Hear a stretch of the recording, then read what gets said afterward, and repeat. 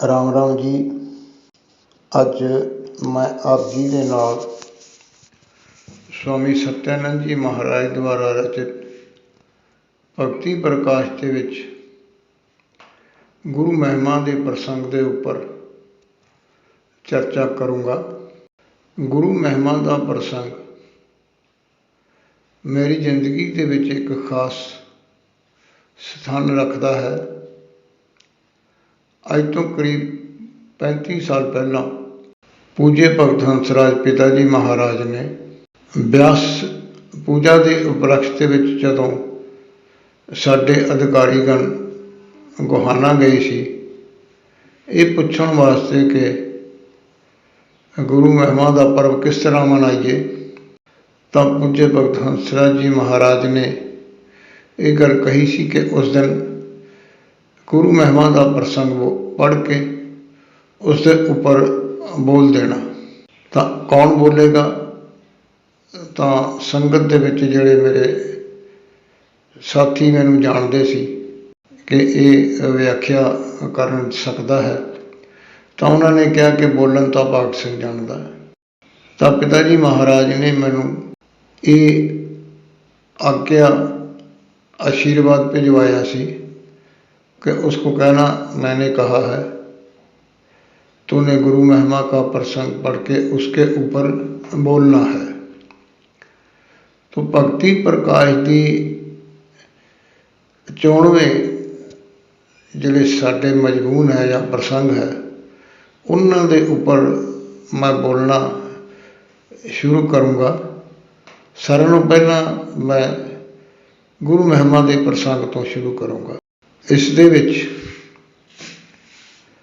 जो गुरु साहब ने दस्या है, स्वामी जी महाराज ने जो इहदे विच लिखिया है, उस दे विच शब्द आया सतगुरु।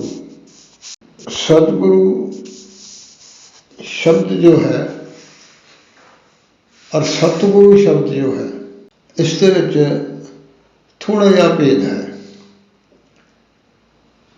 सतगुरु उसनूं कहा जाता है कि जो गुरु अपने मतानुसार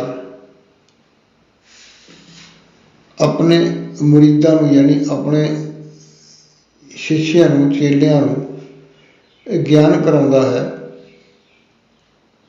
जो उसदे नाल जुड़े हुंदे हन, जो उसके असां इस तरह कह सकते हाँ कि जो उसके मत अनुसार या धर्म अनुसार उसदे कोल ज्ञान की इच्छा वास्ते आउंदे हन, उन्हां नूं जो ज्ञान कराउंदा है उसनूं सतगुरु कहंदे हन कि यानी उसका एक दायरा जो है वो सीमित हुंदा है।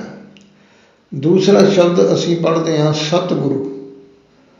सतगुरु का जो दायरा है वो असीम है, वो सारे ही धर्मां नूं सारे ही जीवां नूं ज्ञान करवाउंदा है।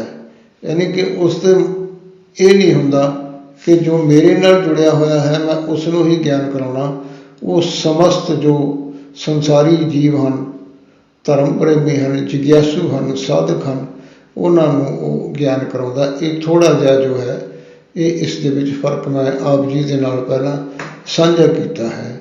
ये जो गुरु महिमा का प्रसंग है ये स्वामी जी महाराज ने एक साधक की व्याख्या का वर्णन किया है कि किस तरह एक साधारण जीव नूं गुरु मिलता है, सद्भावना वाला गुरु मिलता है, सदगुणा वाला गुरु मिलता है, तो उसके नाल की वरतदा है, की उसकी अवस्था बनती है, की उसके उपर उसकी किरपा का असर होता है।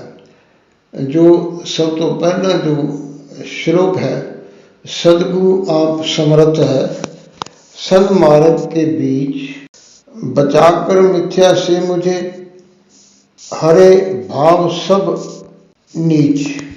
सदगुरु सद्भावना वाला जो गुरु है वो समर्थ है, वो काबिल है, वो करने योग है, वो कर सकता है। वो मैनू जो है ना इस चंगे रस्ते दे विच अध्यात्मक रस्ते दे विच मैनू वो मिलता है ਜਾਂ ਮਿਲਿਆ ਹੈ, ਉਸਨੇ ਕੀ ਕੀਤਾ, ਮੈਨੂੰ ਜਿਹੜੇ ਮੇਰੇ ਅੰਦਰ ਨੀਚ ਭਾਵ ਸਨ, ਯਾਨੀ ਕਿ ਮੇਰੇ ਅੰਦਰ ਜੋ ਨੀਚਤਾ ਦੀ ਭਾਵਨਾ ਸੀ, ਉਸ ਤੋਂ ਮੈਨੂੰ ਜੋ ਹੈ ਉਹ ਬਚਾਇਆ, ਮੈਨੂੰ ਉਸ ਝੂਠੇ ਭਾਵਨਾ ਤੋਂ ਬਚਾਇਆ, ਉਸ ਝੂਠੇ ਵਿਚਾਰਾਂ ਤੋਂ ਬਚਾਇਆ। ਉਸ ਤੋਂ ਅੱਗੇ ਜੋ स्वामी जी महाराज ने उस साधक की व्याख्या लिखी है, पथ में प्रकटे सदगुरु हस्त पकड़ कर आप ताप तप्त को शांत कर रिया नाम का जाप। पथ में प्रकटे सदगुरु हस्त पकड़ कर आप, इस दे विच ये आया पथ में प्रकटे, यानी कि मैनू राह जांदे नूं सतगुरु मिले, सतगुरु का मेरे नाल मिलाप होया अचनचेत, अचानक रस्ते दे विच मिले, जिवें आपां कह दिंदे आ, और मेरा हाथ पकड़ के, मेरी बांह पकड़ के, अपने आप मेरा हाथ पकड़ के की कीता फिर उस सतगुरु महात्मा ने, महापुरुष ने, कि मेरे अंदर जिहड़ी अशांति की अग्नि सी, जो मेरे अंदर अशांति का, जो विकारां का जो इकट्ठ सी, जो उस समूह सी, उन्होंने की कीता, उन्होंने शांत किया। शांत करके की कीता, मैनू शांत करके मैनू उस परमात्मा के नाम का जाप दिता। तो अगे एक असी जो कहने ना कि सानू सीधे रस्ते का पता नहीं होता, ब्रह्म भूल में भटकते उदय हुए जब भाग, मिला अचानक गुरु मुझे लगी लगन की जाग। असी आपदे जाल च उलझे रहने, भरमां च फसे रहने, जदों उन्हां चों निकलण दा समां आया, जदों उह तकदीर ते जागण दा समां आया, तो मैनू संत जो है ना वो मिल गए। मिले कित्थे, रस्ते दे विच अचानक मैनू मिल के ते मेरा हाथ फड़ के ते मैनू शांत करके मैनू सीधा रास्ता जो है ना वो दसता। तो अगे इस साधक की व्याख्या है, कुमति कूप में पतन था पकड़ निकाला हाथ। कुमति असी मत कहने ना, एक शब्द आता किस मत, अगर इसनों अलग अलग करिए तो यह पंजाबी दे मत बनता किस मैंने किहड़ी ते मत मैंने बुद्धि या अकल या राय, भी किस मत दे नाल आपां कह दिंदे भी ये होया। इत्थे ये है भी मत जो है ना वो की है, मेरी जिहड़ी कुमति माड़ी मत दे खूह दे विच मैं तां पतन सी, डिग्गिया होया सी, फसिया होया सी, मैनू हथ फड़ के बाहर कढ़िया। बाहर कढ़ के की कीता, धाम बताया ईश का, धाम कहते हैं घर नूं, टिकाणे नूं, उस परमेश्वर ईश्वर का घर दिखाया। ते नाल वायदा की कीता, देकर पूरा साथ, नाले कीता कि मैं तेरा पूरा साथ दूंगा, तू इस रस्ते ते चलना तो शुरू कर। कुमति कूप में पतन था पकड़ निकाला हाथ, धाम बताया इसका देकर पूरा साथ। गुरु महाराज इस प्रसंग दे विच जो कह रहे हैं उसनूं असीं इस तरह ही समझ सकते हाँ कि गुरु अचानक नहीं मिलता। जदों साडी किस्मत जागदी है ना, चंगे पासे लगन का जो साडा टाइम आता है ना, उदों संत सतगुरु दे नाल साडा मिलाप हुंदा है। इत्थे स्वामी जी महाराज अगले श्लोक के विच कह रहे हैं, सतगुर की महिमा बड़ी विरला जाने भेद, भारी भव भय को हरे और पाप के खेद। सतगुरु की महिमा कोई विरला विरला ही जान सकता है। ਉਸ ਦੇ ਭੇਦ ਨੂੰ, ਉਸ ਦੇ ਰਾਜ ਨੂੰ ਕੋਈ ਵਿਰਲਾ ਵਿਰਲਾ ਹੀ ਸਮਝ ਸਕਦਾ ਹੈ। ਕਿਉਂ ਕਿ ਸਤਿਗੁਰੂ ਆਪ ਦੀ ਅਧਿਆਤਮਕ ਸ਼ਕਤੀ ਦੇ ਨਾਲ ਜਿਹੜਾ ਸਾਡੇ ਅੰਦਰ ਇੱਕ ਡਰ ਸਮਾਇਆ ਹੋਇਆ ਹੈ ਨਾ ਕਿ ਅਸੀਂ ਇਸ ਭਵ ਸਾਗਰ ਤੋਂ ਪਾਰ ਨਹੀਂ ਹੋ ਸਕਦੇ, ਇਸ ਸੰਸਾਰ ਸਾਗਰ ਤੋਂ ਨਹੀਂ ਨਿਕਲ ਸਕਦੇ, ਇਸ ਮਾਇਆ ਦੇ ਜਾਲ ਚੋਂ ਨਹੀਂ ਨਿਕਲ ਸਕਦੇ, ਜੋ ਅਸੀਂ ਪਾਪਾਂ ਦੇ ਵਿੱਚ ਖੁੱਭੇ ਹੋਏ ਹਾਂ, ਜੋ ਪਾਪ ਕਰ ਕਰਕੇ ਸਾਡੇ ਅੰਦਰ ਅਫਸੋਸ ਭਰਿਆ ਹੋਇਆ ਹੈ, ਜੋ ਖੇਦ ਭਰਿਆ ਹੋਇਆ ਹੈ, ਉਸ ਅਫਸੋਸ ਨੂੰ, ਉਸ ਭਵ ਸਾਗਰ ਦੇ ਵਿੱਚ ਡੁੱਬਣ ਦੇ ਸਾਡੇ ਬੋਧ ਨੂੰ, ਸਾਡੀ ਸੋਚ ਨੂੰ ਉਹ ਸਤਿਗੁਰੂ ਦੀ ਜਿਹੜੀ ਮਹਿਮਾ ਹੈ ਨਾ ਉਸ ਨੂੰ ਬਿਰਲਾ ਜਾਣ ਸਕਦਾ ਹੈ। ਸਤਿਗੁਰੂ ਇਹਨਾਂ ਸਾਰਿਆਂ ਦੇ ਵਿੱਚੋਂ ਸਾਨੂੰ ਜੋ ਹੈ ਨਾ ਉਹ ਬਾਂਹ ਪਕੜ ਕੇ ਕੱਢ ਲੈਂਦਾ ਹੈ। ਇੱਥੇ ਇੱਕ ਸ਼ਬਦ ਆਇਆ ਸੀ ਕਿ ਬ੍ਰਹਮ ਭੂਲ ਮੇਂ ਭਟਕਤੇ ਉदय हुए जब भाग मिला अचानक गुरु मुझे लगी लगन की जा।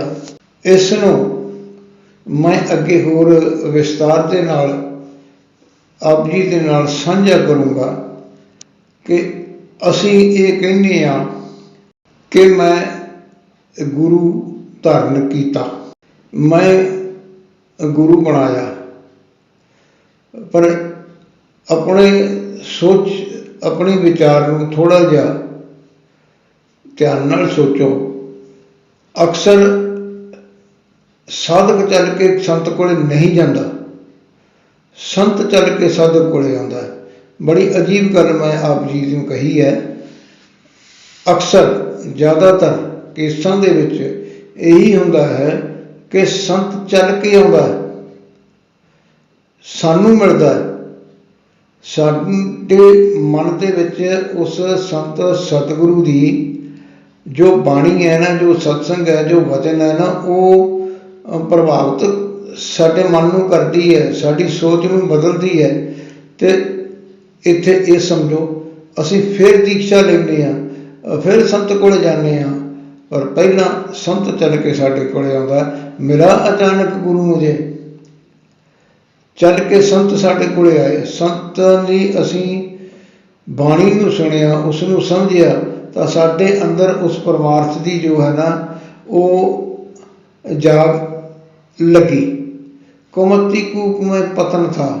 ਇਸ ਲਈ ਇਸ ਤਰ੍ਹਾਂ ਸਮਝੋ ਕਿ ਜਿਸ ਤਰ੍ਹਾਂ ਕਿ ਮੈਂ ਆਦਿ ਸ਼੍ਰੀ ਗੁਰੂ ਗ੍ਰੰਥ ਸਾਹਿਬ ਜੀ ਦੀਆਂ 4 ਲਾਵਾਂ ਦੀ ਵਿਆਖਿਆ ਦੇ ਵਿੱਚ ਦੱਸਿਆ ਸੀ ਕਿ ਪਹਿਲੀ ਲਾਮ ਦੇ ਵਿੱਚ ਜੋ ਸਾਰੇ ਨਾਲ ਪਹਿਲਾਂ ਅਧਿਆਤਮਕ ਦੇ ਰਸਤੇ 'ਤੇ ਚੱਲਣ ਦਾ ਜੋ ਇਸ਼ਾਰਾ ਹੁੰਦਾ ਨਾ, ਉਹ ਇਹ ਹੁੰਦਾ ਹੈ ਕਿ ਉਸ ਦੇ ਵਿੱਚ ਪ੍ਰਵਿਰਤੀ ਕਰਮ ਜਾਗਦਾ। ਪ੍ਰਵਿਰਤੀ ਕਰਨ ਦਾ ਮਤਲਬ ਹੈ ਕਿ ਕੁਛ ਚੰਗਾ ਕਰਮ ਕਰਨ ਦਾ ਜੋ ਹੈ ਨਾ ਉਹ ਮਨ ਦੇ ਵਿੱਚ ਵਿਚਾਰ ਪੈਦਾ ਹੁੰਦਾ ਹੈ, ਇੱਥੋਂ ਸ਼ੁਰੂ ਹੁੰਦਾ ਹੈ। ਔਰ ਉਸ ਦੇ ਵਿੱਚ ਅੱਗੇ ਇਹ ਕਿਹਾ ਸੀ ਕਿ ਪਾਪਾਂ ਤੋਂ ਨਿਵ੍ਰਿਤੀ ਹੁੰਦੀ ਹੈ, ਕਿ ਪਾਪਾਂ ਤੋਂ ਛੁਟਕਾਰਾ ਹੁੰਦਾ ਹੈ। ਗੁਰੂ ਦੇ ਮਿਲਣ ਦੇ ਨਾਲ, ਸੰਤ ਦੇ ਮਿਲਣ ਦੇ ਨਾਲ ਪਾਪ ਤਜਾਏ ਜਾਂਦੇ ਹੈ।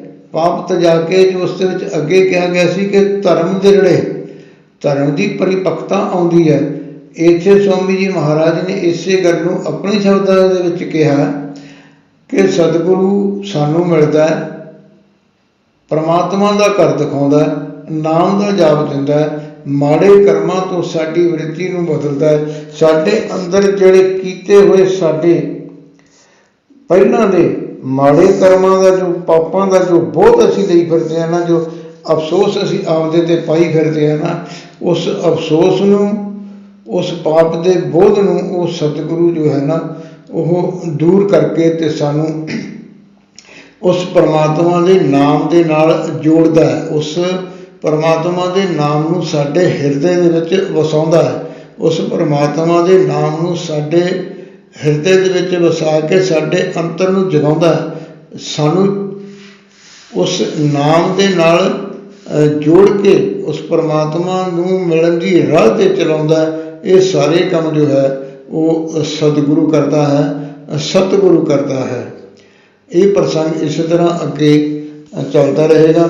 ਦਾਤਾ ਭਲਾ ਕਰੇ। ਰਾਮ ਰਾਮ ਰਾਮ।